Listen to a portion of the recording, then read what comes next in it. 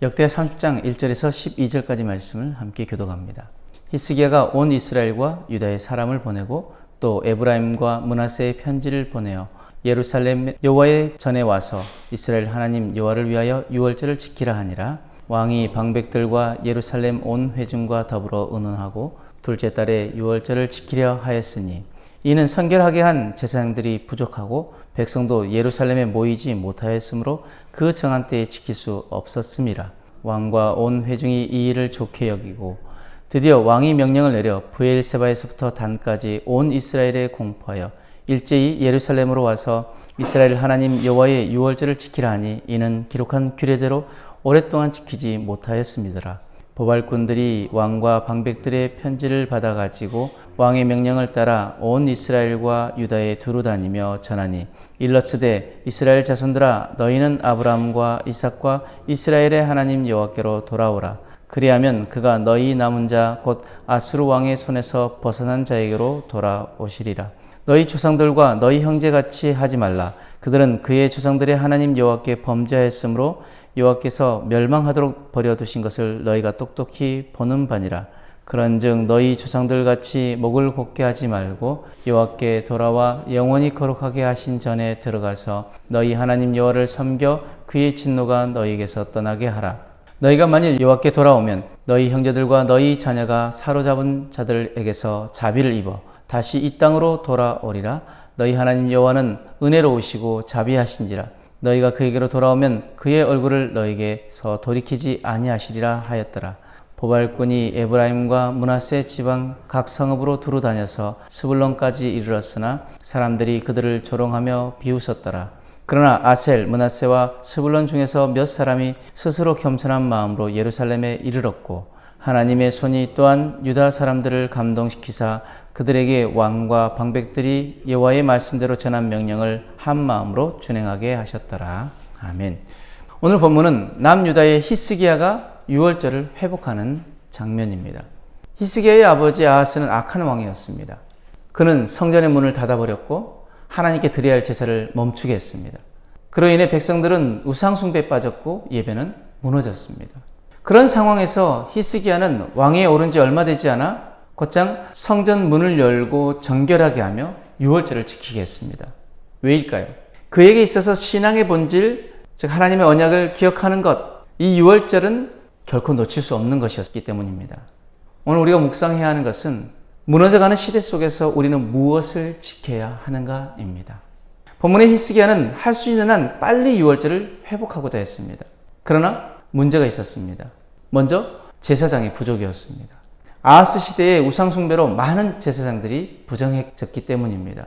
정결 예식을 거쳐야 하는데 시간이 걸렸습니다. 또한 유월절은 모든 이스라엘 백성이 함께 지켜야 했지만 공포하고 모든 백성이 모이기에는 시간이 부족했습니다.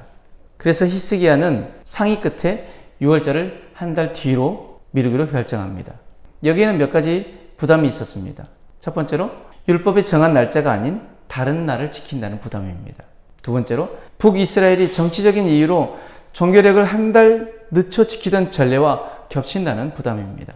그러나 히스기야는 날짜보다 중요한 것을 보았습니다. 형식이 아니라 본질입니다.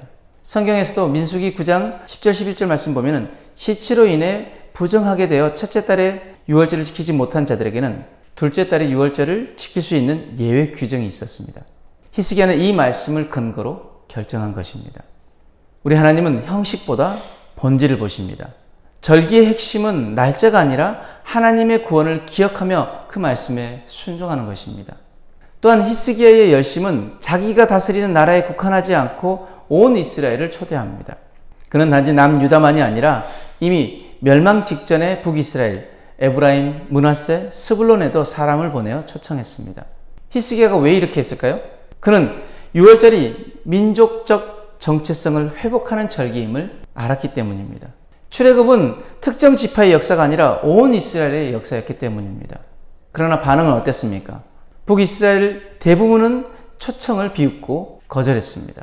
하지만 소수의 경건한 자들은 응답하여 예루살렘으로 올라왔습니다. 남유다는 대부분 백성이 순종했습니다. 오늘날도 동일하게 복음의 초대는 모든 이에게 주어집니다. 그러나 반응은 갈립니다. 어떤 이들은 나와는 상관없는 이야기로 치부해버리고 또 어떤 이들은 조롱과 비웃음으로 대합니다. 그러나 하나님의 부르심에 응답하는 자는 구원을 얻습니다. 우리는 비록 조롱과 비웃음을 당한다고 할지라도 듣든지 아니 듣든지 말씀에 순종하여 오늘도 이 사명을 이어가야 합니다. 오늘 본문은 우리에게 몇 가지 중요한 메시지를 줍니다. 첫 번째, 언약의 회복입니다. 6월절은 하나님과의 언약을 기억하는 자리입니다. 신앙의 부흥은 언제나 언약의 회복에서 시작되어집니다. 두 번째는 순종의 본질입니다.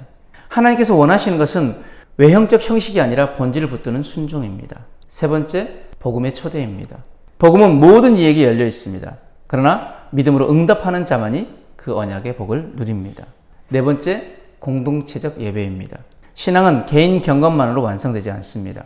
공동체가 함께 모여 하나님을 예배할 때 회복이 일어납니다. 오늘 말씀을 통해 히스기야는 두 가지의 어려움이 있었습니다.